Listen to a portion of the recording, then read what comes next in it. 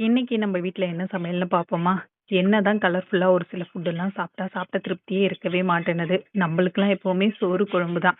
அத தட்டுல போட்டு கையில பெசஞ்சு சாப்பிட்டா தான் எனக்கு என்னமோ திருப்தியா இருக்கும். இந்த மாதிரி ஃபுட்டெல்லாம் என்னதான் டேஸ்ட்டா இருந்தாலும் அப்போதைக்கு மட்டும் தான். அப்புறம் ஒரு 10 நிமிஷம், 1/4 மணி நேரத்துல மறுபடியும் சாப்பிடணும் போல தோணும். இப்ப இருக்கிற ஜெனரேஷனுக்குலாம் என்னமோ தெரியல. இந்த மாதிரி ஃபுட்டு தான் ரொம்பவே பிடிச்சிருக்கு. சரி அவங்களுக்காக செய்வோம்ன்னு சொல்லிட்டு எப்பயாச்சும் தான் அதுவும் ரேர் எங்க வீட்ல வாங்கவே மாட்டோம். சரி இந்த முறை இது ராகி இல்லன்னு சொன்னதுனால தான் சரி ஓகே வாங்கலாம் அப்படின்ற மாதிரி வாங்குனேன். ஒரு பாத்திரத்துல நல்லா தண்ணிய வந்து கொதிக்க வச்சதுக்கப்புறம் நூடுல்ஸ வந்து அதுல வந்து ஆட் பண்ணிக்கணும். அதுக்கப்புறம் ஒண்ணோடு ஒண்ணு ஒட்டாம இருக்கிறதுக்காக கொஞ்சமா வந்து ஆயில் ஊத்திட்டு, இதுக்கு தேவையான அளவு உப்பு போட்டு, வெந்ததுக்கப்புறம் வந்து பார்த்தோன்னா, ஃபில்டர் பண்ணி எடுத்துக்கலாம். இதுக்கு வந்து வெஜிடபிள்ஸ்லாம் போடலான்னு சொல்லிட்டு கேரட், பீன்ஸ் வந்து கட் பண்ணிட்டு இருந்தேன். ஆக்சுவலா சிக்கன் போட்டு செஞ்சா உண்மையாலுமே டேஸ்ட் நல்லாருக்கும். நான் ஒன் டைம் வந்து செஞ்சிருக்கேன். ஆனா நம்ம வந்து நாளைக்கு கொஞ்சம் முக்கியமான வேலை நம்ம வீட்ல இருக்கிறதுனால நான்வெஜ் எதுவும் எடுக்கல, ஆட் பண்ணல நானு. நூடுல்ஸ் வந்து பார்த்தோன்னா, ரொம்ப குழஞ்சிட்டாலும் எல்லாமே சேர்த்து மிக்ஸ் பண்றதுக்கு ரொம்ப கஷ்டமா இருக்கும். அதே மாதிரி ரொம்ப வேகலனாலும் என்ன ஆகும்னா, வயிறு வலிலாம் வந்துரும். ஸோ கரெக்ட்டா பதமா பார்த்து எடுக்கணும். எடுத்துட்டு இந்த மாரி ஃபில்டர் பண்ணி நல்லா வந்து கொஞ்சம் ஆற விட்டுக்கோங்க. நெக்ஸ்ட் வந்து ஒரு கடாயில ஆயில் வந்து ஆட் பண்ணிக்கிட்டு, இதுல வந்து பூண்டு வந்து நீங்க ஆட் பண்ணிக்கலாம். நான் வந்து இன்னைக்கு உரிக்கிறதுக்கு சோம்பேறி பட்டுக்கிட்டு அது வந்து நான் ஆட் பண்ணவே இல்ல. ஒரு வெங்காயம் போல வந்து கட் பண்ணி இதுல வந்து ஆட் பண்ணி லைட்டா வதங்குனா போதுமானது. இதுலயே வந்து பார்த்தோன்னா, கொஞ்சமா வந்து இஞ்சி பூண்டு பேஸ்ட் வந்து ஃப்ளேவர்க்காக ஆட் பண்ணியிருக்கேன்.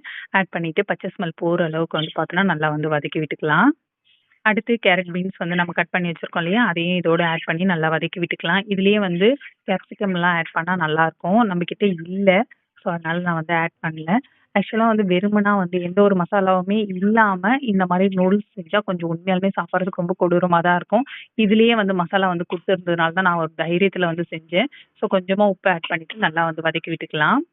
2 நிமிஷம் போல வெஜிடபிள்ஸ்லாம் வதங்குச்சுன்னா போதும். நெக்ஸ்ட் வந்து இதோ கட் பண்றேன் பார்த்தீங்களா? இந்த மசாலா தான் அந்த மேஜிக் மசாலா. ஸோ இதுலயே வந்து எல்லாமே இருக்கு. காரம், அதுக்கேத்த உப்பு எல்லாமே இதுலயே இருக்கு. ஆனா நான் லைட்டா உப்பு கொஞ்சம் அதுல போட்டதுனால எனக்கு ஓகேவா இருந்தது.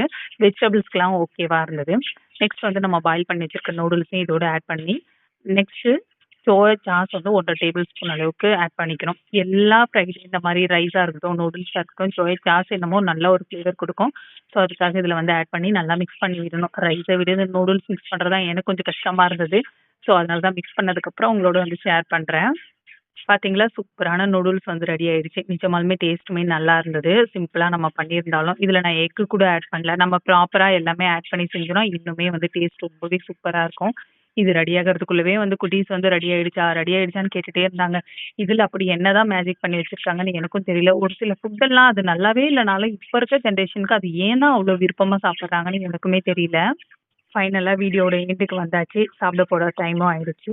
இந்த வீடியோ உங்களுக்கு புடிச்சிருந்தா, இன்ட்ரஸ்டிங்கா இருந்தா ஒரு சப்போர்ட் பண்ணுங்க. நல்லதே நினைப்போம். நல்லதே கண்டிப்பா நடக்கும்.